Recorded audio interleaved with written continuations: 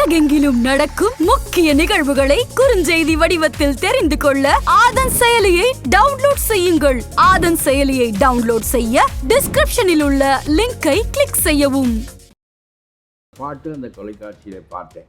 பெரும்பகுதி விஜய் போற்றுகிற பாடலாக இருக்கும் என்று நான் ஊகித்து சொல்லுகிறேன். முதல்ல இந்த பாட்டு எனக்கு புரியவே இல்லை. அது தமிழ் மொழி பாட்டாகத்தான் இருக்கும் என்று மட்டும் எனக்கு தெரிந்ததே தவிர மற்றவை எதுவுமே அந்த சொற்கள் புரியவில்லை.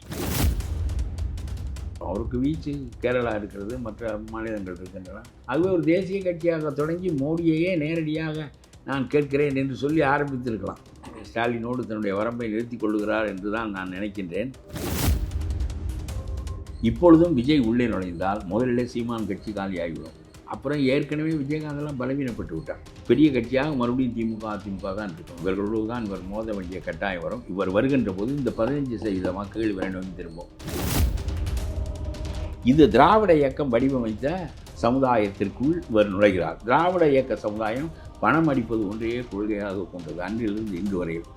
ஆகவே இந்த சமுதாயத்திற்குள் இவர் நுழைந்து ஒன்றை வடிவமைக்கின்ற போது இந்த நுகர்ச்சி சமுதாயத்தை மாற்றி அமைப்பதற்குரிய தகுதி வந்தால்தான் நேர்மையான மனிதர்களை இவர் 2வது வரிசையில் உருவாக்கி வைத்துக் கொள்ள முடியும். ஒரு உரை ஆட்சியில் வந்து அமருவதோ அல்லது ஒரு நெருக்கடி ஆட்சிக்கு கொடுப்பதோ அல்லது நாம் ஒரு பெரிய கட்சியோடு சேர்ந்து சந்திரபாபு நாயுடுவோடு பவன் கல்யாண் சேர்ந்தது மாதிரி நாமும் சேர்ந்து ஏதாவது செய்வதோ இதெல்லாம் நடக்கக்கூடிய காரியங்கள் தான்.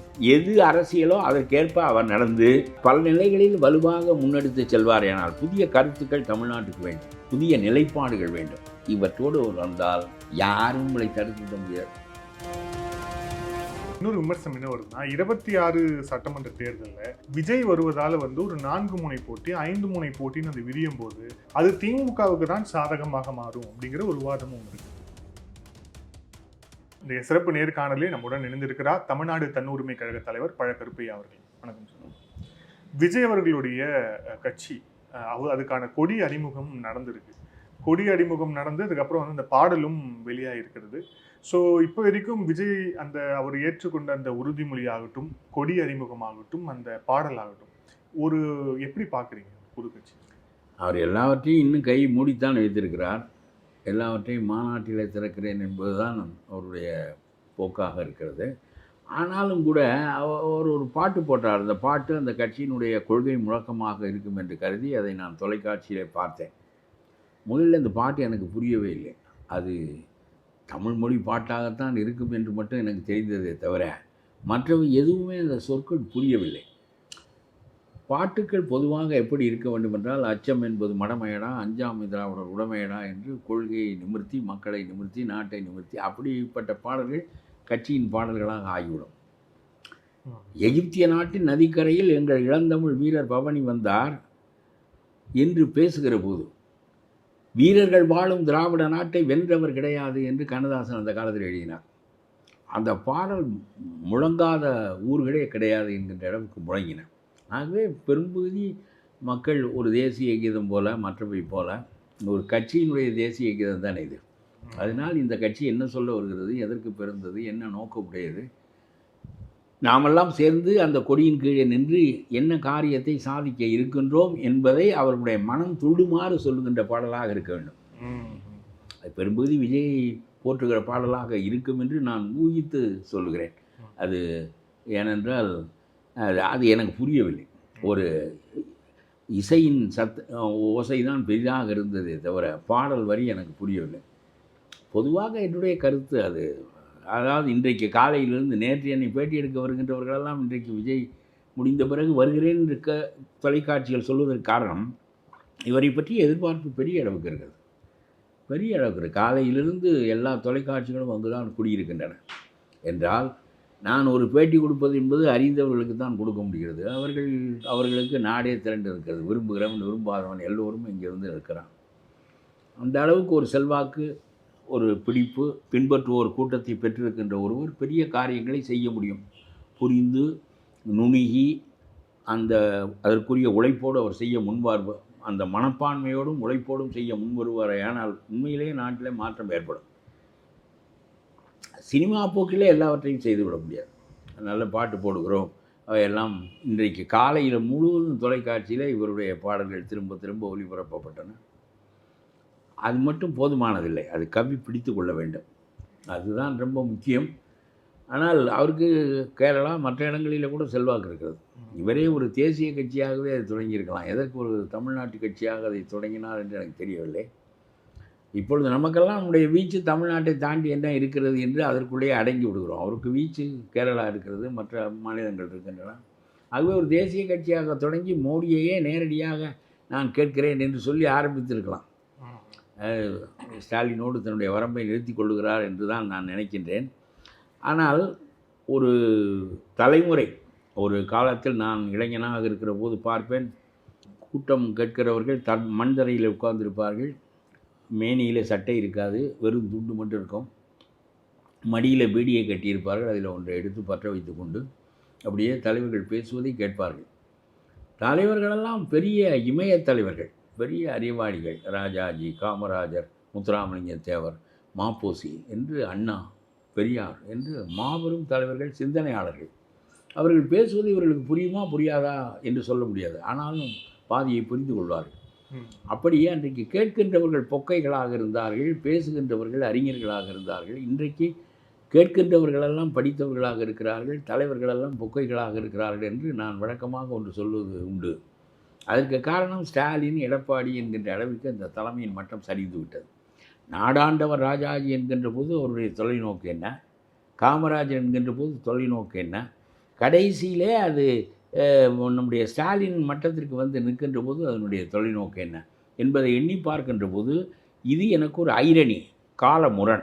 அதாவது படித்தவர்கள் பெருகிவிட்ட காலத்தில் ஏன் தலைவர்களுடைய மட்டம் குறைவாக இருக்கிறது என்று எனக்கு பெரிய, அதற்கு காரணம் தமிழ்நாட்டினுடைய ஒழுக்கம் காலப்போக்கில் சரிந்து விட்டது. இதையெல்லாம் தூக்கி நிறுத்த விஜயால் முடியும் என்றால் அவர் மிகப்பெரிய தலைவராக உருவெடுப்பார்.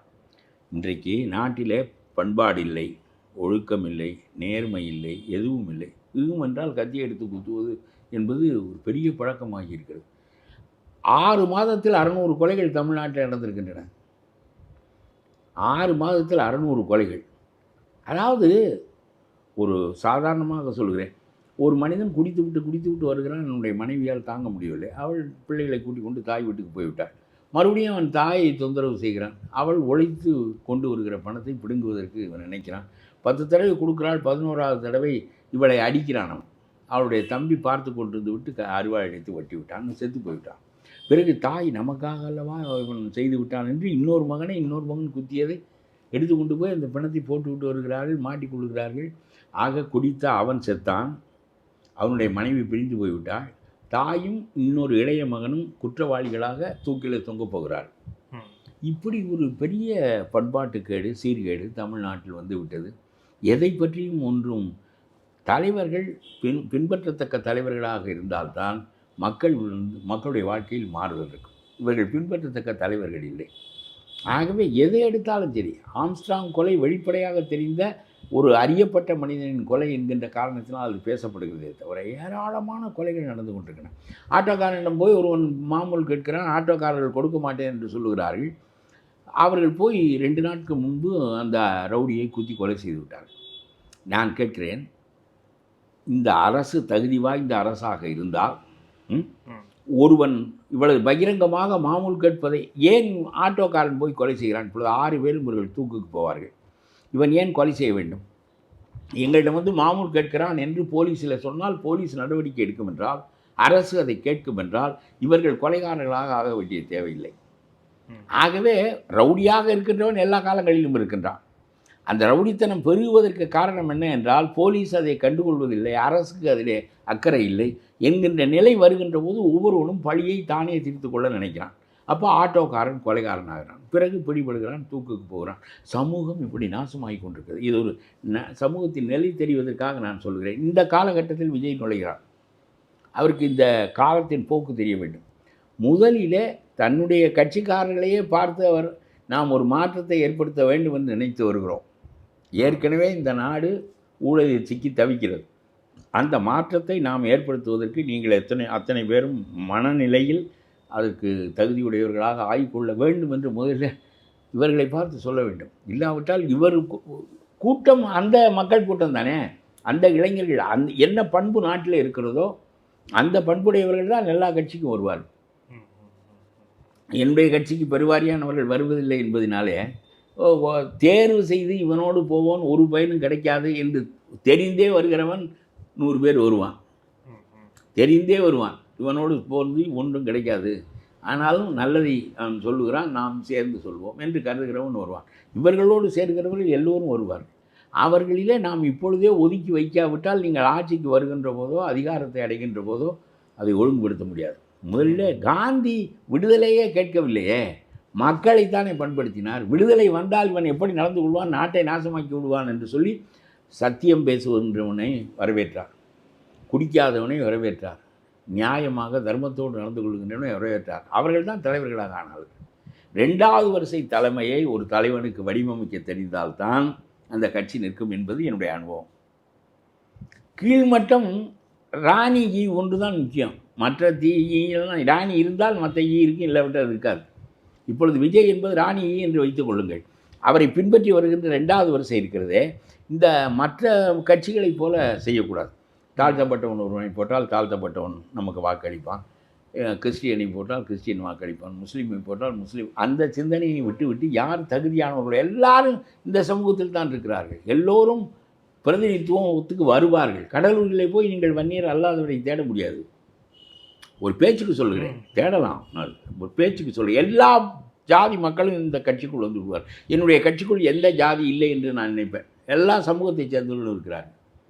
ஏனென்றால் சமூகம் என்பது பலதரப்பட்டதாகவும் பல்வேறு பகுதிகளில் வசிக்கக்கூடியதாகவும் இருப்பதால் அதில் 4 பேர் நமக்கு வருகிறார் என்றால் அந்த 4 பேரும் அந்த சமூகத்தை சேர்ந்தவனாகத்தான் இருப்பான். ஆகவே சமூகம் அடிப்படையாக இல்லாமல் பிறப்போக்கும் எல்லா உயிர்க்கும் என்பது நல்ல கொள்கை தான்.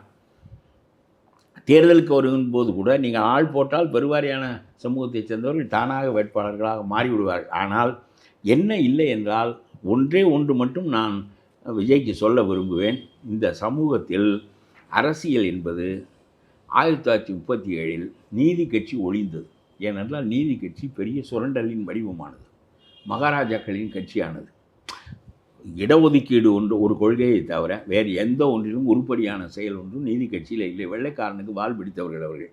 அதனாலே அந்த கட்சியை 37 ராஜாஜி அகற்றிவிட்டார்.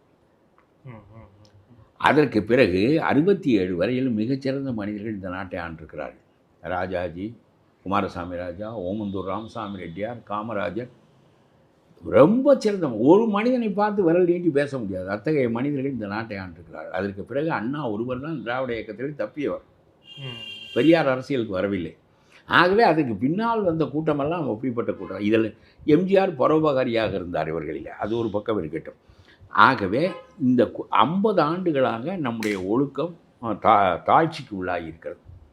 இது ரொம்ப புதிய தலைமுறைகளெல்லாம் பாதித்திருக்கிறது. நுகர்ச்சி சமுதாயமாக இது வந்திருக்கிறது. இது உலகமயமாக்கலினுடைய விளைவு.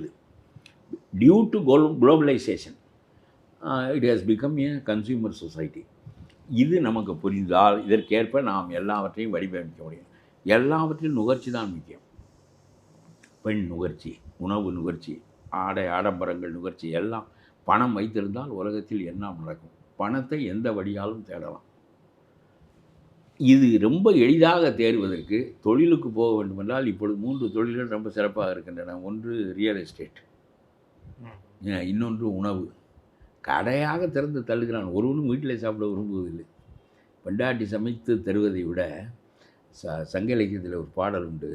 ஒருத்தியும் ஒருத்தனும் காதலித்தார்கள். 2 பேரும் வீட்டை விட்டு ஓடி வந்து விட்டார்கள். இவள் சமைக்கிறாள். இவளுக்கு சமைத்து பழக்கம் இல்லை. இவள் சமைக்கிற போது கரும்புகை எடுக்கிறது. அது கை முகமெல்லாம் படிக்கிறது. இவள் இழுத்து கொள்ளுகிறாள். முகமெல்லாம் கரியாக இருக்கிறது. அப்புறம் இவளுக்கு தெரிந்தது ஒன்றே, ஏதோ ஒன்று செய்வோம் என்று. வீட்டிலே எதுவும் இல்லை. அவ்வளவு வேலையை காதலித்திருக்கிறாள். கொல்லைப்புறத்தில் போய் கீரையை வாங்கி கீரையை பிடிங்கி கொண்டு வந்து சமைக்கிறாள். இந்த கீரையை மட்டும் வைத்திருக்கிறாள். அவன் உட்கார்ந்து சாப்பிடுகிறான். சாப்பிடுகின்ற போது இவனுடைய முகத்தையே பார்த்து கொண்டிருக்கிறான், என்ன சொல்ல போகிறான் என்று. அடியப்பா, இந்த மாதிரி ஒரு கீரையை நான் சாப்பிட்டதே கிடையாது என்று அவன் சொல்கிறான். அவள் மகிழ்ந்து போகிறாள் என்று ஒரு காட்சி. அதனாலே இது அவள் தான் முக்கியமே தவிர சாப்பிடுகின்ற உணவு முக்கியமில்லை. இப்பொழுது இவர்களுக்கெல்லாம் சைனீஸ் வேண்டும், அது வேண்டும், இது வேண்டும். இந்த நுகர்ச்சி சமுதாயம், நுகர்ச்சி சமுதாயம் தீய சமுதாயம். அது பணத்தை அடிப்படையாக கொண்ட சமுதாயம். அந்த சமுதாயத்தில் எந்த வழியாலும் பணம் தேட வேண்டும் நினைக்கின்றவர்கள் மிகுந்த காலத்தில் விஜய் நுழைந்திருக்கிறார். நான் மீண்டும் சொல்கிறேன், அவர்களுடைய காலம் என்பது காந்தி வடிவமைத்த சமூகத்தில் தலைவராக இருந்தவர்கள். ஆகவே பிரச்சனை அதிகம் இல்லை. இது திராவிட இயக்கம் வடிவமைத்த சமுதாயத்திற்குள் இவர் நுழைகிறார். திராவிட இயக்க சமுதாயம் பணம் அடிப்பது ஒன்றையே கொள்கையாக கொண்டது அன்றிலிருந்து இன்று வரையில். ஆகவே இந்த சமுதாயத்திற்குள் இவர் நுழைந்து ஒன்றை வடிவமைக்கின்ற போது இந்த நுகர்ச்சி சமுதாயத்தை மாற்றி அமைப்பதற்குரிய தகுதி வந்தால்தான் நேர்மையான மனிதர்களை இவர் 2வது வரிசையில் உருவாக்கி வைத்துக் கொள்ள முடியும். 2வது வரிசை தலைவர்கள் சிறந்தவர்களாக இல்லை என்றால் காந்தி மட்டுமா சிறந்தவராக இருந்தார்? நேரு இருந்தால், பட்டேல் இருந்தார், ராஜாஜி இருந்தால், காமராஜர் இருந்தார், தேவர் இருந்தார், எல்லாரும் இருந்தார்களே. அது மாதிரி 2வது வரிசையை நீங்கள் உருவாக்க வேண்டும். அதில் இவர்கள் செய்வதைப் போல செய்யக்கூடாது. மோடி சொல்கிறாரே, நான் மலைவாழ் பெண் ஒருத்தியை ஜனாதிபதியாக ஆக்கினேன், ஆகவே மலைவாழ் மக்களெல்லாம் எனக்கு வாக்களிப்பார்கள். இந்த போக்கு சிறந்த போக்கு இல்லை. இந்த போக்கு சிறந்த, அவர்களுக்கு நாம் நன்மை செய்து அவர்களை சமப்படுத்தி என்ன அது அந்த மாதிரி கொள்கைகளை பிலாலை பாங்கு சொல்லுகின்ற இடத்தில் வைக்கிறார் நபிகள் நாயகம். அதனாலே அதாவது உயர்வு தாழ்வுடைய சமூகத்தில் கருப்பர் அடிமை என்று கருதப்பட்ட சமூகத்தில் கருப்பனை தனக்கு சமமாக வைத்து தொழவாருங்கள் என்கின்ற செய்தியை பாங்கு மூலம் ஒரு கருப்பு அடிமையை சொல்ல வைக்கிறார் என்று சொல்லுகின்ற போது நாம் இந்த மனிதர்களுக்கு சமமாகி ஆகிவிட்டோம் என்கின்ற எண்ணம் எல்லாருக்கும் பிறந்தது. சமமாக நடத்தினார். ஏற்றமில்லை, இறக்கமில்லை, பிறப்பில் தாழ்வில்லை, எதுவும் கிடையாது. நாம் எல்லோரும் சமமாக அல்லாவால் படைக்கப்பட்டவர்கள் என்று அவர் சொன்னார். எனக்கு ரொம்ப ஆச்சரியமாக இருக்குது. அதனால் ஆப்பிரிக்க நாடு முழுவதும் நபிகளை பின்பற்றுகிறது. ஆகவே நான் சொல்கிறேன், ஒரு பதவியை கொடுத்தால் உடனே அந்த சமூகம் வந்துவிடும் என்று நான் நினைக்கவில்லை. எல்லாரையும் வைத்திருக்கார்கள். தாழ்த்தப்பட்டவனை தன்னுடைய கட்சியில் பொறுப்பில் வைத்துக் கொள்ளாத ஒரு கட்சியை காட்டுங்களா இருக்கு? கிடையவே கிடையாது. ஆகவே எல்லாரும் அந்த ரெப்ரசன்டேஷனுக்காக வைத்துக் கொள்வார்கள். ஆனால் அந்த கொள்கையை நாம் முன்னிறுத்தி ஒரு காரியத்தை செய்கின்ற போது 2வது வரிசை சரியாக அமைந்தால்தான் அந்த பெரிய கொள்கையின் வழியாக அந்த கட்சியை கொண்டு செலுத்த முடியும். பெரிய மாற்றத்தை நீங்கள் கொண்டு வராவிட்டால் 2 கட்சிகள் பெரிய கட்சிகளாக இருக்கின்றன. அவையெல்லாம் ஒன்றும் சாதாரணமான காரியம் இல்லை. அவர்கள் மாறிக்கொண்டே இருப்பார்கள். பணம் வைத்திருக்கிறார்கள், கூட்டம் வைத்திருக்கிறார்கள். அந்த கூட்டத்திற்கு வேண்டியதை அவர்களுக்கு போட்டு அடைத்து வேண்டியதை செய்து அந்த கூட்டத்தை தக்க வைத்து கொண்டிருக்கிறார்கள். எந்த ஆளையும் நீங்கள் திமுகவிலிருந்து பேர்த்து விடுங்கள் பார்ப்போம். ஒருவன் கான்ட்ராக்டராக இருப்பான், ஒருவன் முதலியாக இருப்பான், ஒருவன் பஞ்சாயத்து தலைவராக இருப்பான், ஒரு கூட்டுறவில்லாமல் இருப்பான், ஏதாவது ஒன்றில் இருப்பான். ஒன்றும் இல்லாதவனுக்கு பணம் கொடுப்பார், குவார்ட்டரும் பணமும் கொடுப்பார்கள் கூட்டத்திற்கு வருவதற்கு. ஆகவே அரசியல் என்பது இப்படி ஆகிவிட்ட காலத்தில் நான் ஓட்டுக்கு பணம் கொடுப்பதில்லை என்பது மட்டுமே போதுமானதில்லை. அவனை நாம் ஒரு குறிப்பிட்ட கொள்கையை கொண்டால், இவரோடு சேர்ந்து நாம் பணியாற்றினால் சமூகத்து போக்கு மாறும், அது நல்லது என்று நினைக்கின்ற பொது நல உணர்வுடையவர்கள் ஒரு பெரிய வட்டம் ஒன்று உங்களுக்கு 2வது கட்டத்தில் உருவாக வேண்டும். அந்த கருத்தை நாம் ஏற்றிக்கொண்டே வந்தால் அதுக்கு தகுதியுடையவர்கள் உள்ளே வந்து விடுவார்கள். தகுதியற்றவன் இது நம்முடைய இடமில்லை என்று போய்விடுவான். காந்தி அழைத்த போது தகுதியானவன் அறிவுள்ளவனெல்லாம் வந்தான், அறிவில்லாதவனெல்லாம் ஒதுங்கி விட்டானே. இதை நான் விடாமல் ரொம்ப காலமாக சொல்லிக் கொண்டிருக்கிறேன். ஆகவே இதெல்லாம் நாம் அவருக்கு ஒரு ரெப்ரசன்டேஷன் கொடுப்போம், இவருக்கு ஒரு ரெப்ரசன்டேஷன் கொடுப்போம் என்பதெல்லாம் இல்லை. நீங்கள் உங்களுக்கு பக்கத்தில் ஒரே சமூகத்தைச் சேர்ந்த 10 பேர் நியாயமானவர்களாக இருந்தால் அந்த 10 பேரும் 100 பேருடைய பல்வேறு ஜாதியைச் சேர்ந்தவர்களுக்கு நன்மை செய்வார்கள். ஒரு ராஜாஜி ரொம்ப சிறுபான்மை சமூகத்தைச் சேர்ந்தவர், என்ன குறை? காமராஜர் என்ன பெரிய சமூகத்தை அது மாதிரியான போக்குத்தான் நாட்டில் ஏற்பட வேண்டும். அப்படி இல்லாமல் ஏதாவது ஒன்று பேருக்கு நாம் போட்டுக்கொண்டு இந்த representation from various cost, various religion என்பது போதுமானதில்லை பெரிய மாற்றம் கொண்டு வருவதற்கு. அப்புறம் நீங்களும் அன்புமணி மாதிரி கட்சி நடத்த வேண்டுமென்றால் சமூகத்தை ஒழுங்குபடுத்தி கொள்ளலாம், அல்லது நீங்கள் என்ன விரும்புகிறீர்களோ அதற்கேற்ப அதை வடிவமைக்க வேண்டும். இந்த சமூகத்தை நீங்கள் ஆட்சிக்கு வருகிறீர்கள் என்பதும் வராதது என்பதும் முக்கியமானதில்லை. இந்த சமூகம் உங்களுடைய காந்தியினுடைய பார்வையிலிருந்து இந்தியா மீள முடியுமா? காந்தி என்ன ஜனாதிபதியாக இருந்தார்? காந்தி உண்ணாவிரதம் இருந்தார், அரசாங்கத்தை போட்டுவிட்டு நேரு, பட்டேல் எல்லோரும் கல்கத்தாவுக்கு ஓடி வந்து விட்டார்கள். இந்து முஸ்லீம் பிரச்சனையில் உண்ணாவிரதம் இருந்து ஓடி வந்து விட்டார்கள். அரசாங்கம் சும்மா கிடந்தது. இந்த மனிதன் எந்த பக்கம் திரும்புகிறானோ அந்த பக்கம் நாடு திரும்பும், நாமும் அரசை அந்த பக்கம் திருப்பிக் கொள்வோம் என்று நினைத்தார்கள். அதுபோல் சொல்லுகின்றேன், இந்த சமூகம் முதலிலே பாழ்பட்டிருப்பது அரசியல் அல்ல, முதலிலே பாழ்பட்டிருப்பது சமூகம். பண்பு இல்லை, நேர்மை இல்லை, ஒழுக்கம் இல்லை, நுகர்ச்சி ஒன்றுதான் அடிப்படை. ஒன்றுமில்லாமல் ஆட்டோக்காரன் போய் ஆட்டோக்காரனிடம் மாமூல் கேட்பான், ஆட்டோக்காரன் தாங்க முடியாமல் அவனை கொலை செய்வான் என்று சொன்னால் இங்கே அரசே இல்லை, சட்டமே இல்லை. இத்தகைய ஒரு நாடாக இந்த நாடு இருக்கிறது. அவனவன் பழியை கூட்டமாக சேர்ந்து தீர்த்து கொண்டால் தான் முடியும். பிறகு அதற்குரிய தண்டனையை வேறு அவன் அனுபவிக்க வேண்டியதுக்காக சமூகம் பாழ்பட்டு போய்விட்டது. இந்த கட்டத்தில் இந்த சமூகத்தை தூக்கி நிறுத்துவதை முதற் பணியாக கொள்ளுங்கள். 2வது பணியாக இந்த அரசியல் சமூகம் தூக்கி நிறுத்தப்பட்டாலே அது உங்கள் பின்னால் வந்துவிடும். பிறகு இந்த அரசியல்வாதிகள் ஓடி போவார். அதுக்கு தகுந்த மனிதர்கள் தானாக வந்து அதில் அமர்வார்கள். எல்லாரும் அரசியலுக்கு வர வேண்டிய தேவையில்லை. நான் எப்பொழுதும் நினைப்பேன், திருவண்ணாமலை கோயிலுக்கு அறங்காவலராக நாம் ஏன் போக வேண்டும்? 6 காலம் பூஜை ஒழுங்காக நடக்கிறது, கோயில் சுத்தமாக வைக்கப்பட்டிருக்கிறது, உண்டியல் பணம் திருடப்படுவதில்லை என்றால் இதை செய்வதற்கு எவனோ ஒருவன் இருக்கிறான், நம்ம கும்பிட்டு விட்டு வர வேண்டியதானே. அதுபோல் அரசியலை நியாயமாக நேர்மையாக நடத்துகின்றவர்கள் இருந்தால் நாம் இதை விட்டு வேறு ஏதாவது ஒன்று நெட்ஃப்ளிக்ஸில் ஒரு படம் பார்த்து கொண்டிருக்கலாம். இது எதற்கு இந்த வேலை? இது பாடான வேலை. இல்லை என்றால் தான் அரசியலுக்கு வர வேண்டும். ஆகவே அத்தகைய நோக்குடையவர்களை நீங்கள் உருவாக்கினால் நீங்கள் பெறுகின்ற வெற்றி வரலாற்று வெற்றியாக இருக்கும். ஒரு முறை ஆட்சியில் வந்து அமருவதோ அல்லது ஒரு நெருக்கடி ஆட்சிக்கு கொடுப்பதோ அல்லது நாம் ஒரு பெரிய கட்சியோடு சேர்ந்து சந்திரபாபு நாயுடுவோடு பவன் கல்யாண் சேர்ந்தது மாதிரி நாமும் சேர்ந்து ஏதாவது செய்வதோ இதெல்லாம் நடக்கக்கூடிய காரியங்கள் தான். நீங்கள் ஆட்சிக்கு வர முடியுமோ முடியலாம். நீங்கள் இன்னொரு கட்சியோடு சேர்வீர்களா எது வேண்டுமானால் நீங்கள் செய்யுங்கள். ஆனால் வரலாற்று மனிதனாக நீங்கள் உருப்பெற வேண்டும் என்று நினைத்தால் அடிமட்டத்திலிருந்து உங்களுடைய பணியை தொடங்குங்கள். தகுதி வாய்ந்தவர்களை உங்களுக்கு பக்கத்தில் வைத்து கொள்ளுங்கள். எந்த ஒரு சார்பும் இல்லாத பார்வைகளை நீங்கள் எடுங்கள். தமிழ்நாட்டுக்கு உரிய மனிதனாக நீங்கள் பாருங்கள், செயல்படுங்கள். கண்டிப்பாக நீங்கள் வெற்றி பெறுவீர்கள். இதெல்லாம் இல்லாவிட்டால் எத்தனையோ கட்சிகள் வந்தன போயின என்கின்ற கட்டத்தில் நாம் ஒருவராக இருப்பதா, வரலாற்று மனிதனாக நாம் இருப்பதா என்பதை நீங்கள் முடிவு செய்து கொண்டு அதற்கேற்ப உங்களுடைய கட்சியை வடிவமையுங்கள் என்பதுதான் என்னுடைய கருத்து. 2026 அவருடைய இலக்கு அப்படின்ட்டு நிர்ணயிக்கப்பட்டிருக்கிறது. இப்போலேருந்து கிட்டத்தட்ட ஒரு 15-17 மாதங்களில் தமிழக சட்டமன்ற தேர்தல் வரக்கூடிய இந்த சூழலில் இப்போ கொடியை அறிமுகப்படுத்தி அப்புறம் கட்சியை மக்களிடம் கொண்டு சென்று 26ல் ஒரு வெற்றியை நோக்கி விஜயால் நகர முடியுமா? அதுக்கான வாய்ப்பு இருக்குன்னு நினைக்கிறீங்களா? இருக்கிறது. திமுக 26ல் இருக்காது. இப்பொழுதே அவர்கள் தடுமாறுகிறார்கள். அதனாலே ஏராளமான ஒரு மந்திரி தான் சிறையில் இருக்கிறார் என்று இல்லை. இன்னொரு 6 மாதத்திற்குள்ளாக அந்த மந்திரி சபையில் பாதி பேர் புழல் சிறையில் தான் இருப்பார்கள். அதனாலே இந்த கட்சி ரொம்ப நாளைக்கு தாங்காது. பல்வேறு வகையான பலவீனமான மனிதர்கள் இருக்கிறார்கள். நான் கேள்விப்படுகின்றேன், தகுதி வாய்ந்த மனிதர்களின் வாயின் மூலமாகவே கேள்விப்படுகிறேன். பிஜேபி சபரீசனை குறிவைத்து திமுகவை நகட்டுகிறது என்று சொல்கிறார்கள். அதனுடைய பொருள் என்ன?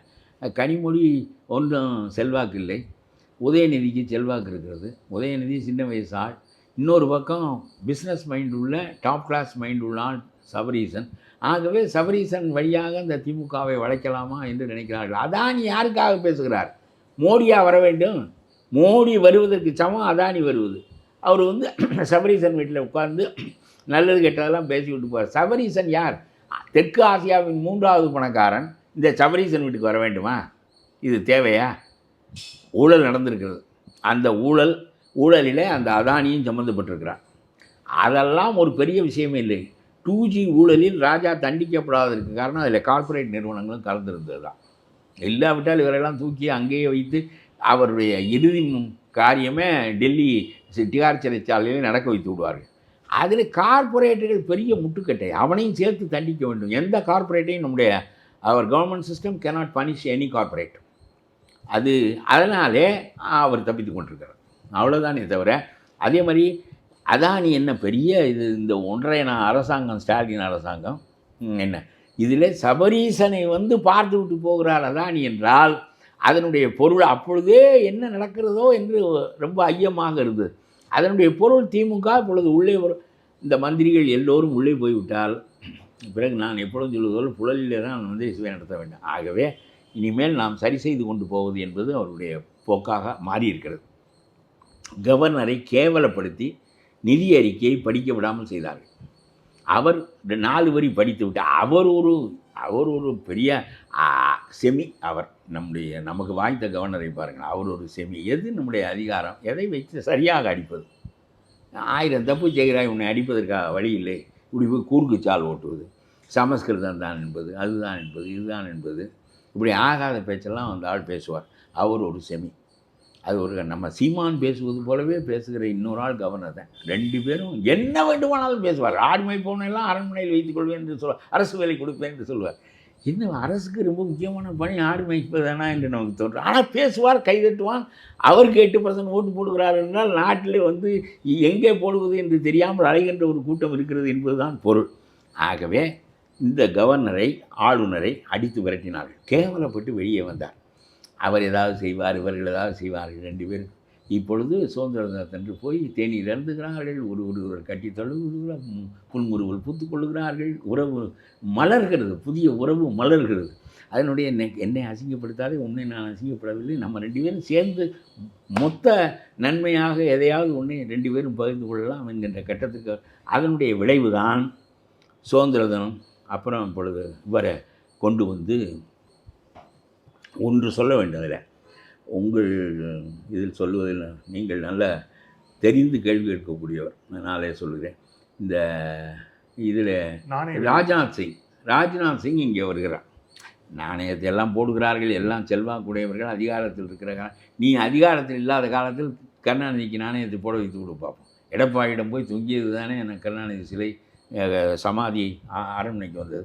அவர் தொந்தரவு கொடுக்காமல் விட்டார். நீ போய் கேட்டு பெற்றுக்கொண்டது. அவர் தானே எதிர்க்க வேண்டியவர். அவரை எதிர்க்காமல் பெரிய அளவுக்கு இல்லாமல் பேசாமல் இருந்தார், தொலையட்டும் என்று சொல்லி. ஆகவே இப்போ ராஜ்நாத் சிங் வருகிறார். ராஜ்நாத் சிங் வந்து புகழ்ந்த, அவருக்கு கரகாட்டம் என்ன, வான வேடிக்கை என்ன, அதென்ன இதென்ன, பொம்மராட்டம் என்ன, அவ்வளோ பெரிய வரவேற்பு. அது என்ன மாற்று கட்சி, என்னுடைய நாட்டின் பெயரையே சொல்லாத நிதிநிலை அறிக்கைகள், இவற்றுக்கிடையே அவருக்கு அவ்வளவு பெரிய வரவேற்பு. சரி, நடக்கட்டும். அவர் இவ்வளவு பெரிய கொண்டாடி நம்மளை ஒரு மாற்றுத் தலைவன் என்று கருதாமல் கொண்டாடினார்கள் என்று அவர் பங்குக்கு எழுந்து, கருணாநிதி பெயரை நான் சொல்கிற போது எல்லாரும் எழுந்து நின்று கைதட்டுங்கள் என்று அவர் பங்குக்கு இவர்கள் அவரை தடவுவார்கள், அவர் இவர்களை தடவுவார். இது நடந்தது. ஸ்டாலின் இதற்கு பேசுகிறார். கருணாநிதி பெயரை சொல்லுகின்ற போது நாணயத்தை வெளியிட்டு நீங்கள் எழுந்து நின்று கைதட்ட வேண்டும் என்று சொல்லுகிறார் ராஜ்நாத்தை. அப்படி சொல்ல வேண்டிய, புகழ வேண்டிய அவசியம் ராஜ்நாத்துக்கு இல்லை. கூட்டணி கட்சிக்காரர்கள் எப்படி புகழ்வார்களோ அதுபோல் நம்முடைய ராஜ்நாத் புகழ்ந்தார் என்று மகிழ்கிறார். அப்படி என்றால் என்ன அர்த்தம்? கூட்டணி கட்சிக்காரர்களுக்கு புகழ்ந்தே ஆக வேண்டிய அவசியம் இருக்கிறது. ஆகவே அவர்கள் புகழ்வார்கள். இவர் மாற்றுக் கட்சி தலைவர், இவருக்கு அவசியம் இல்லையே என்று அவர் கேட்கிறார். அப்படியானால் கூட்டணி கட்சியினுடைய நிலை, இதை வரை விடுங்கள். கூட்டணி கட்சியினுடைய நிலை என்ன? நல்லது செய்தாலும் சரி, கெட்டது செய்தாலும் சரி, போற்றி என்று போற்றி கொண்டிருக்க வேண்டியதுதான் அந்த கூட்டணி கட்சியினுடைய நிலை. உனக்கு என்ன 2 சீட்டு வேண்டும், ஒரு 25 கோடி பணம் வேண்டும், அவ்வளோதான் தருகிறேன், வாங்கி கொண்டு பேசாமல் ஜால்ரா அடித்து கொண்டிரு, ஒத்துவுகிற நாணயத்தை வாயை எடுக்காமல் ஊதி கொண்டே இரு என்று தானே முத்தரசனுக்கும் சிபிஎம்முக்கும் மற்றவர்களுக்கும் அவர் விதித்திருக்கிறார் என்பது இந்த பேச்சிலிருந்து தெரிகிறது. கூட்டணி கட்சிகளுக்கு புகழ வேண்டிய அவசியம் இருக்கிறது. அந்த அவசியம் ராஜ்நாத்துக்கு இல்லை, ஆனாலும் புகழ்ந்தார் என்று சொல்கிறார். ஏன் அவசியம் இருக்கிறது? நீ நல்லது செஞ்சால் புகழ வேண்டும், ஆனாலும் நல்லது செஞ்சாலும் கெட்டது செஞ்சாலும் உன்னை புகழ வேண்டும் என்கின்ற அவசியம் அவர்களுக்கு ஏன் இருக்கிறது என்றால் உன்னிடமிருந்து பிச்சை பெறுகிறார்கள். இப்படி ஒரு கூட்டணி 10-12 பேர் நாட்டில் அமைந்து ஆளுங்கட்சியும் இப்படி அமைந்தால் எதிர்குரல் எப்படி வலுவாக இருக்கும், மக்களுக்கு என்ன நன்மை கிடைக்கும்? இந்த மாதிரியான நிலையில் விஜய் அதை புரிந்து கொண்டு எதிர்குரலை வலுவாக, நான் சொல்லுகிறேன், எனக்கும் அவருக்கும் ஒரு தொடர்பும் கிடையாது, ஆனாலும் சொல்லுகிறேன், ஒரு மாற்றத்தை வலுவாக உங்களால் கொண்டு வர வேண்டும் என்று சொன்னால் சும்மா கொட்டுகிற போது மெத்தை விரித்தெல்லாம் கொட்டாதீர்கள், நங்கென்று கொட்டுங்கள். அப்பொழுதுதான் கொட்டு வாங்கி உனக்கு உரைக்கும். என்ன? ஆகவே மக்களுக்கு நன்மை செய்வது எளிதானதில்லை. நல்ல தகுதி வாய்ந்த மனிதர்களை பரிவாரமாக 2வது வரிசையில் வைத்துக்கொண்டு நீங்கள் நினைக்கின்ற காரியங்களெல்லாம் செய்யுங்கள். புதிய தமிழ்நாட்டை உருவாக்குங்கள். உங்களுடைய செல்வாக்கை இந்தியா பூரா பரப்புங்கள். குறைந்தது தென்னாட்டில் பரப்புங்கள். யாருக்கு அதில் நல்ல ஆட்கள் வந்து நல்லதை செய்வார்களே, ஆனால் அதில் எல்லாரும் மகிழ்வார்கள். இதில் இன்னொரு விஷயம் இருக்குது. என்னென்னா, அவர் வந்து தேர்தல் அரசியலுக்கு வருகிறார். ஒரு ஆய்வு சொல்லுது, நீங்களும் உங்களுடைய அனுபவத்தில் பார்த்துருப்பீங்க, more than 50% of our voters they are all settled voters அப்படின்னு சொல்லுவாங்க.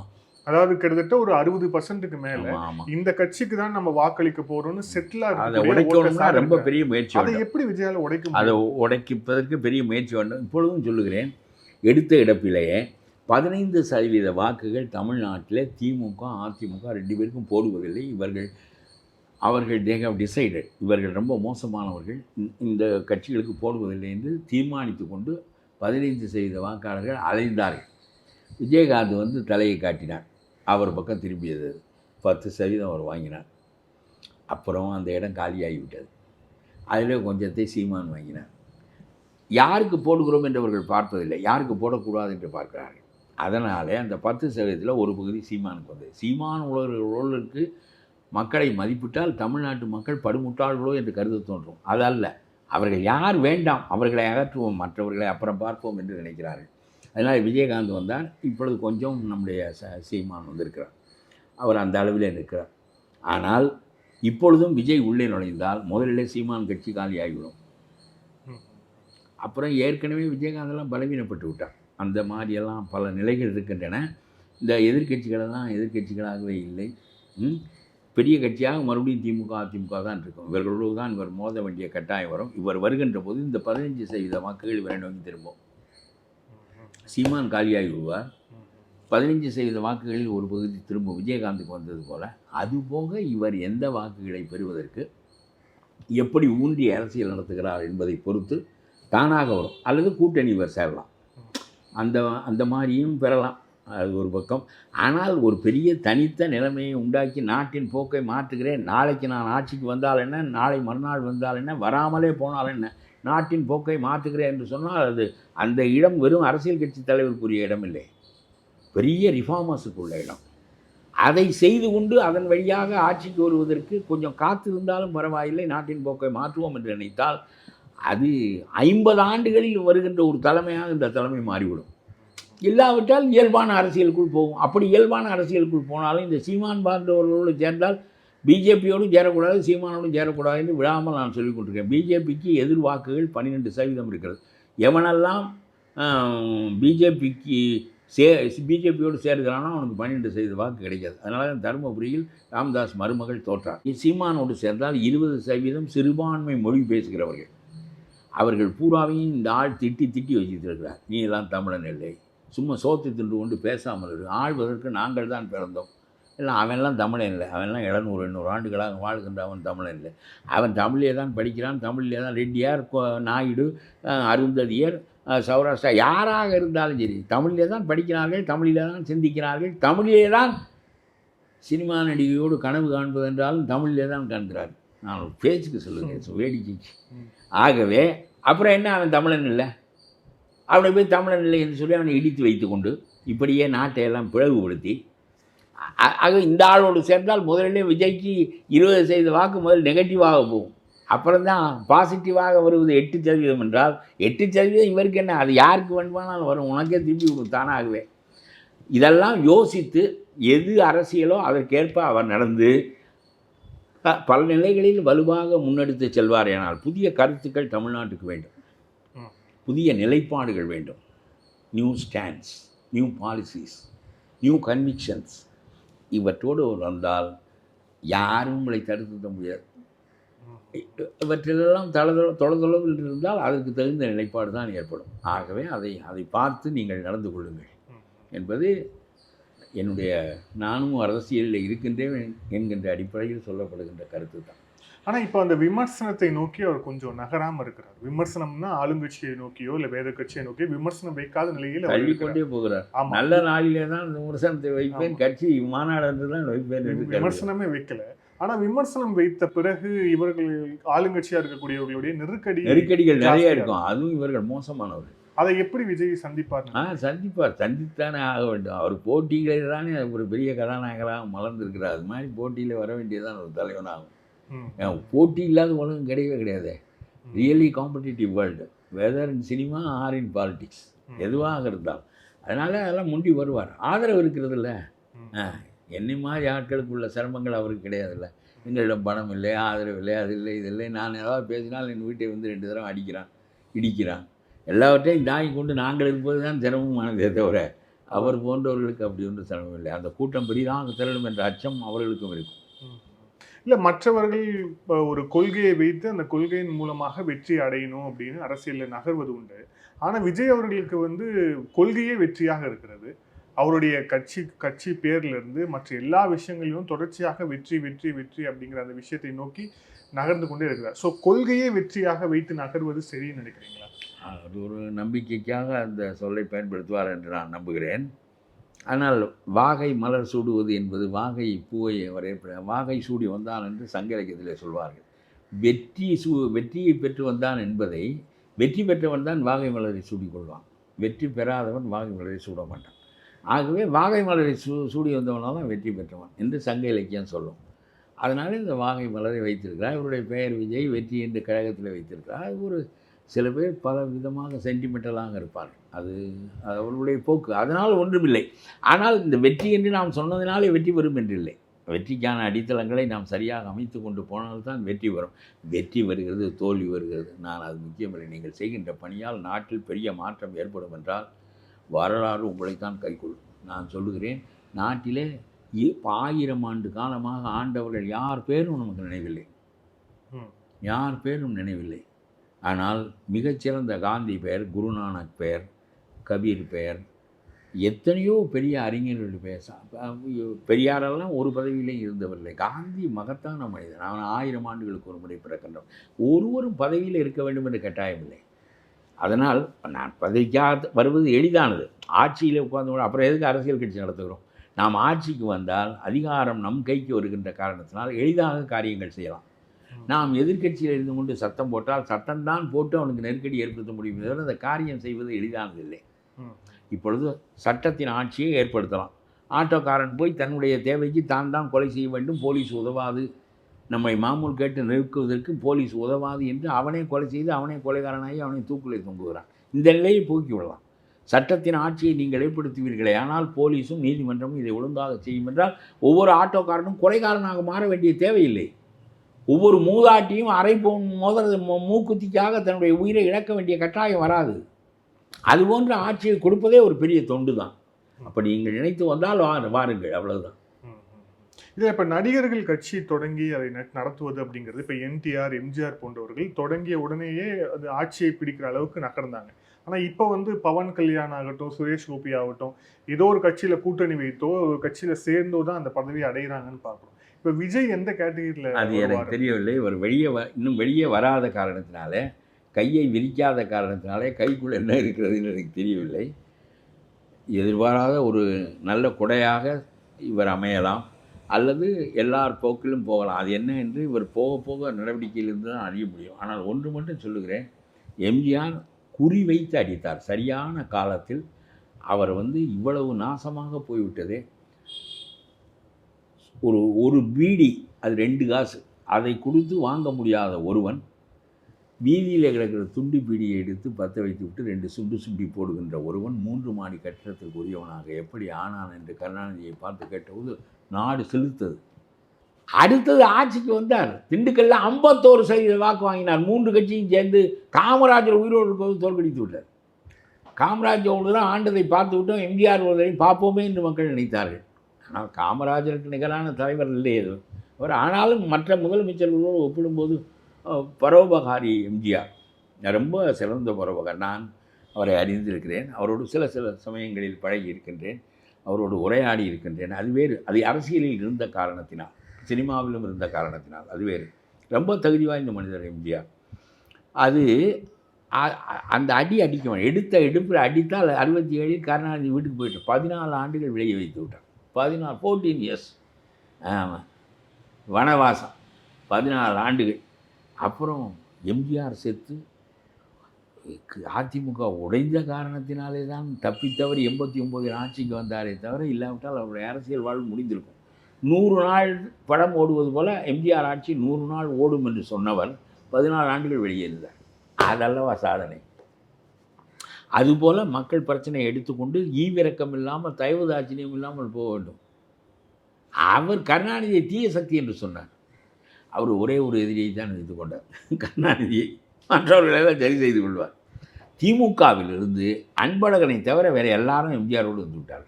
நெடுஞ்செழியன் வந்தார், அவர் வந்தார், மதியழகன் வந்தார், இருக்கிறவனெல்லாம் வந்து விட்டான். தோளான் திருத்தி எல்லாரும். மதுரை முத்து சேலை கட்டிக்கொள்ளு என்று சொன்னவர் அவரும் நான் கட்டிக்கொள்ளுகிறேன் என்று இவரோடு சேர்ந்து விட்டார். ஒரே ஒரு ஆள் அன்பழகன் அங்கேயே இருந்தார், கருணாநிதி இருந்தார். கருணாநிதி தான் பகை. ஆகவே இவர் வர முடியாது, இவர் எம்ஜிஆரோடு சேர முடியாது. ஆகவே அது ஒரு பெரிய சாதனை. என்டிஆர் தெலுங்கு மானம் என்பதை வைத்து ஒரு முறை வந்தார். பிறகு எம்ஜிஆர் சாகின்ற வரையிலும் மன்னாதி மன்னனாக இருந்தார். அடே அப்பா, அது ஒரு என்டி ராமராவ் கடைசியில் ரொம்ப சீரழிந்து விட்டார். எம்ஜிஆரை தோற்கடிக்கவே முடியவில்லை. எம்ஜிஆர் மேலே ஏறி வருவதற்கு வெகுகாலம் ஆனதே தவிர அவருடைய வாழ்க்கையில் ஏறி வந்த இடத்தை அவர் விடவே இல்லை. அதற்கு மிகப்பெரிய காரணம் சமமாக தன்னுடைய எல்லாரோடும் பழகுவார். துரைமுருகனுக்கு பணம் கட்டுவதற்கு காலேஜுக்கு பணம் கொடுப்பார். கதைவசனம் எழுதுகிறவன் மகளுக்கு திருமணம் என்றால் பணம் கொடுப்பார். அவருக்கு பணத்தின் பயன் பிறருக்கு கொடுப்பதில் அதில் ஏற்படுகின்ற மகிழ்ச்சியில் தான் இருக்கிறது என்று அறிந்த ஒரே ஒரு ஆள் எனக்கு தெரிய நம்முடைய அழகப்ப செட்டியாரை போல், பச்சையப்ப முதலியாரை போல் ஒரு ஆள் நம்முடைய எம்ஜிஆர் தான். எம்ஜிஆருடைய ஆட்சியில் எத்தனையோ குறைகள் இருக்குது. மனிதன் என்றால் குறைகள் இருக்கும். அதனால தான் திருவள்ளுவர் சொன்னார், குணம் நாடி குற்றமும் நாடி அவற்றுள் மிகை நாடி மிக்க குழல் என்று சொல்லுகிறார். ஆகவே குறையும் குற்றமும் இருந்தால், குற்றம் குறைவாக இருந்தால் அவனை ஏற்றுக்கொள்ள என்று சொல்கிறார். அது ஒரு பக்கம் இருக்கட்டும். இப்பொழுது நம்முடைய அந்த ஸ்டாலின் இன்றைக்கு ஒன்று சொல்லியிருக்கிறார், தர்மமிகு சென்னை தான் எங்களுடைய சமத்துவபுரம். ஆத்தே, வள்ளலார் பாட்டெல்லாம் எதற்கு நீ பேசுகிற? தர்மமிகு சென்னை என்றும் சொன்னார் வள்ளலார், தர்மம் இல்லாத சென்னை என்றும் சொன்னார். தேட்டிலே மிகுந்த சென்னையில் இருந்தால், காசு என்று அலைகின்ற சென்னைக்குள் இருந்தால், சிறுகுறும் என்றுடன் பயந்தே நாட்டிலே சிறிய ஊர்ப்புறத்திலே, நன்னிய சிறிய ஊர்ப்புறத்திலே, அது மட்டுமல்ல, அதை விட்டு கிளம்பி காடு மேடெல்லாம் நடந்தேன். இதை விட்டு முதலிலே வெளியே போனேன். ஏனென்றால் காசு என்று சென்னை அலைகிறது. தேட்டிலே மிகுந்த சென்னையில் இருந்தால் சிறுகுறும் என்றுடன் பயந்தேன், நாட்டிலே சிறிய ஊர்ப்புறத்திலே நன்னினேன் ஊர்ப்புறம் அடுத்த காட்டிலே பருக்கை கல்லிலே திரிந்துற்ற இழைப்பை ஏட்டிலே எழுத முடியுமோ இவைகள் எந்தை நீ அறிந்தது தானே என்று சொல்வார். அதனால் தர்மமிகு சென்னை என்று சொன்னார் என்று நினைக்க வேண்டாம். காசு என்று அலைகின்ற சென்னை என்று அவர் தான் சொல்லிவிட்டு ஊரை விட்டு போய்விட்டார். பிறகு சென்னைக்கு வரவே இல்லையோ. அதனால் இந்த சமத்துவத்தையெல்லாம் யாரோடையாவது வச்சுக்கொள். இந்த வள்ளலார் பாட்டோடெல்லாம் கொண்டு போய் சேர்க்காது. உங்களுடைய சமத்துவபுரம் ஒரு பெரிய தோல்வி திட்டம். நீங்கள் எல்லா ஜாதிக்கும் கொடுக்குறேன் என்று உங்களுடைய கட்சியில் உள்ள எல்லா ஜாதிக்காரனுக்கும் கொடுத்தீர்கள். அதில் பயனடைந்த ஒரே ஒரு ஆள் ஐயர் தான். அவர் உங்கள் கட்சியில் இருக்காதவர், அவருக்கு பயன் கிடைத்தது. சமத்துவபுரத்தால் பயன் பெற்றது ஐயர் மட்டும்தான், மற்றவன் யாரும் இல்லை. உன் கட்சிக்காரனுக்கு வீடு கட்டி கொடுக்க நினைத்தால் பல்வேறு ஜாதியைச் சேர்ந்த கட்சிக்காரனுக்கு கட்டி கொடுத்தா. இந்த சமத்துவபுரம் பெரிய உலகமாக திட்டம் நாறுகிறது. அந்த திட்டம் அதில் ஒருவனும் குடியிருப்பதில்லை. ஊருக்கு வெளியே 5 கிலோமீட்டர் 3 கிலோமீட்டருக்கு வெளியே கட்டியிருக்கிறாய். அந்த சமத்துவபுரம் வெற்றி பெறவே இல்லை. இல்லாவிட்டால் ஒவ்வொரு ஊரிலும் கட்டப்பட்ட அந்த சமத்துவபுரத்தினால் உனக்கு ஏற்பட்ட மரியாதை வேறாக இருந்திருக்கும். அதெல்லாம் சும்மா இந்த கருணாநிதி வீட்டு பேரெல்லாம் ஆட்சியை வைத்து கொண்டு சொல்லி கொண்டிருக்கலாமே தவிர வேறு எந்த பயனும் இல்லை. இன்னொன்று 26ல் இன்னொரு விமர்சனம் என்ன வருதுன்னா, 26 சட்டமன்ற தேர்தலில் விஜய் வருவதால் ஒரு 4 முனை போட்டி 5 முனை போட்டின்னு அது விரியும் போது அது திமுகவுக்கு தான் சாதகமாக மாறும் அப்படிங்கிற ஒரு வாதமும் இருக்கு. இந்த கூற்று அப்படி எனக்கு தோன்றவில்லை. திமுக மீது முதலில் எதிர்ப்பு உணர்வு கொஞ்சம் கொஞ்சமாக வளர்ந்து கொண்டிருக்கிறது. ஆகவே திமுக தோற்கடிக்கப்பட வேண்டும் என்கிற நிலைக்கு அது முதலில் வந்துவிடும். ஆகவே இவர் ஓட்டை பிரிப்பதனால் இவரோடு சேர்ந்துக்கிற கட்சிக்காரனெல்லாம் வெளியே வருவான். ஏனென்றால் இப்பொழுதே காங்கிரஸ்காரனுக்கு புளியை கரைக்கிறது என்கிறார்கள். இந்த பீட்டர் அல்ஃபோன்ஸு இதெல்லாம் ஜாத்ரா அடிப்பதற்காக ஒரு கும்பல் என்னடா பையன் பிஜேபி பக்கம் அணைகிறான் என்று. ஆனால் உண்மையிலேயே பிஜேபி அவ்வளவு சாதுரியமாக நம்முடைய மருமகனை பிடித்தார் பாருங்கள். அது எவ்வளவு பெரிய சாதுரியம். ஆகவே இது பெரிய இன்னொரு கார்ப்பரேட் நிறுவனங்களை உண்டாக்குவதற்கான முயற்சிகள் தான் நடக்காது. பிஜேபிக்காரங்க அதை பற்றிலாம் கவலை இல்லை. தமிழ்நாட்டில் இவனுடைய பலவீனத்தின் மீது அவனுக்கு ஏதாவது ஒரு குதிரை வேண்டும் ஏறுவதற்கு. அதிமுக இப்பொழுது வரமாட்டேன்னு சொல்லிவிட்டான். அதனால இப்போ அந்த முதுகை காட்ட மாட்டேன் என்கிறார்கள். அவன் முதுகை காட்டுவார்கள். முதுகை காட்ட மாட்டேன் என்று சொல்லிவிட்டார்கள். அதுக்கு குதிரை விரைத்து கொண்டு காலை தூக்கி கொண்டு நீங்கள் ஏற முடியவில்லை. இப்பொழுது இந்த குதிரை வேண்டுமானால் என் மீது ஏறிக்கொள்ளுங்கள் என்று அணுகுகிறது. பெரிய மாறுதல் ஏற்பட போகிறது. இப்பொழுது தான் இந்த 12% உள்ள சிறுபான்மை மக்கள் அவர் புரிந்து கொள்ளப் போகிறார்கள். நான் அப்பொழுது சொல்கிறேன், இந்த வாஜ்பாயோடு சேர்ந்த கூட்டம் இது. ஆகவே நம்பாதே. இது நீனே உன்னுடைய பலத்தில் இந்த மத வெறுப்பு அரசியலை போக்கடிக்க வேண்டும். மோடியை எதிர்ப்பதற்கு நீங்களே திரண்டென்று எதிர்க்க வேண்டுமே தவிர இந்த திமுகவை நம்பி மம்தாவை ஏன் தோற்கடிக்க முடியவில்லை? 30% முஸ்லீம்கள் அங்கே இருக்கிறார்கள். அவர்கள் என்ன பண்ணினாலும் சரி, நம்ம மம்தாவே நேரடியாக இறங்கி கத்தி எடுத்து ஒருவனை குத்தினாலும் அப்புறமும் மம்தாவுக்கு தான் ஓட்டு போடுவார்கள். ஏனென்றால் மோடி அவ்வளவு தூரம் தங்களுடைய சமூகத்திற்கு கேடானவர் என்று அவர்கள் நினைக்கிறார்கள். இங்கே 12% இருக்கிறார்கள். உத்தரப்பிரதேசத்தில் 20% இருக்கிறார்கள். இப்படி கண்ணை மூடிக்கொண்டு ஓட்டு போடுகின்ற ஒரு கூட்டம் கிடைக்கின்ற போது நடுநிலை என்பதும் பரிசீலனை என்பதும் இல்லாமல் போய்விடும். அதான் இந்த நேர்காணல் இறுதியான கேள்வி. இப்போ அமைச்சரவை மாற்றம் நடக்க போகுது அப்படின்னு செய்தி வந்திருக்கு. குறிப்பாக வந்து ஒரு 3 பேர் அமைச்சரவையிலேருந்து நீக்கப்படலாம், புதியவர்கள் சேர்க்கப்படலாம். இதனால் ஏன் அமைச்சரவை வசூல் செய்து தருவது குறைந்து விட்டதா? இவர்களை விட திறமையான ஆட்களை போட்டால் வசூல் கூடுதலாக நடக்கும் என்று ஸ்டாலின் நினைக்கிறாரா? ஏன் மாற்றம் நினைக்கிறார் என்று ஒரு ஆள் உள்ளே போய்விட்டார். இன்னொரு ஆள் 3 ஆண்டு தண்டனை பெற்று பொன்முடி தகுதியாக காத்து கொண்டிருக்கிறார். இன்னொரு 7 அமைச்சர்கள் மீது வழக்கு நடக்கப் போகிறது. இவர்களெல்லாம் குற்றம் சுமத்தப்பட்டவர்கள், குற்றவாளிகள் என்ற அடிப்படையில் இவர்களை நீக்குகிறேன் என்று சொன்னால் என்ன ஸ்டாலின் மாறிவிட்டார் என்று நமக்கு தோன்றும். இப்பொழுது இவர்களெல்லாம் பத்திரமாக வைத்துக்கொண்டு 3 ஆண்டு தண்டனை பொன்முடிக்கு பதவியை விட்டு நீக்கினார். தானாக நீங்கிவிட்டார் பதவியை விட்டு. பிறகு அங்கே போய் ஸ்டே வாங்கி கொண்டு வந்தால் உடனே முதல் வேலையாக அவருக்கு மந்திரி பதவி கொடுக்குறாரு. தப்பானவர்களை நீக்கிவிட்டு மந்திரி சபையை மாற்றுவோம் என்று சொன்னால் அது பாராட்டத்தக்க ஒன்று. தப்பானவர்களெல்லாம் வைத்துக்கொள்வோம் என்று சில பேரை மாற்றுகிறார் என்றால் வசூல் சரியாக செய்து தரவில்லை என்று தான் நினைப்பார்களே தவிர மக்கள் வேறு எதுவும் நினைக்க மாட்டார். ஆவின்றால் ஆவினுக்கு ஒரு கோட்டா இருக்கும், ஒவ்வொன்றுக்கும் ஒரு கோட்டா இருக்கும், அதை ஒழுங்காக தர வேண்டும். ஆவின் நட்டப்படலாம், டிரான்ஸ்போர்ட் நட்டப்படலாம், அதெல்லாம் முக்கியம் இல்லை. நமக்கு என்ன வர வேண்டுமோ அது வர வேண்டும். அரசாங்கத்திற்கு எதற்கு வந்தோம்? இதை செய்வதற்கு தான் வந்தோமா? அதான் 1000-500 கொடுக்குறோம்ல, அதெல்லாம் ஓட்டு விழுகாத. 1000-500 கொடுக்குறோம் ஒவ்வொருத்தருக்கும். அவன் நினைக்க மாட்டானா பெத்த அப்பங்கிட்ட போய் ஒரு 50 ரூபா கேட்டால் கொடுக்க மாட்டேங்கிறான், நம்ம ஸ்டாலின் அங்கிள் 1000 ரூபா கொடுக்குறாரு என்று மாணவன் நினைத்தால் ஓட்டு போடுவான் என்று அவர் நம்புகிறார். ரொம்ப மீறிய அறிவோடு சிந்திக்கின்ற போது மாணவர்கள் போட மாட்டார்களே தவிர, மற்றபடியாக இருந்தால் கொஞ்சம் ஏதோ நமக்கு கை செலவு கிடைக்கிறது, முதல் மார்னிங் ஷோவே பார்க்கலாம் என்று நினைக்கலாம் தானே அப்படின்னு அவர் நினைக்கிறார். ஆகவே இவர்களுடைய மாற்றத்தை பற்றி என்ன மாற்றம் என்றால், நீ மொத்தமாக நீ உட்பட வெளியே போவதுதான் மாற்றம். உனக்குள் ஏற்படுகின்ற மாற்றமே கிடையாது. நன்றி சார். பல கேள்வி. Thank you sir. Thank you so much.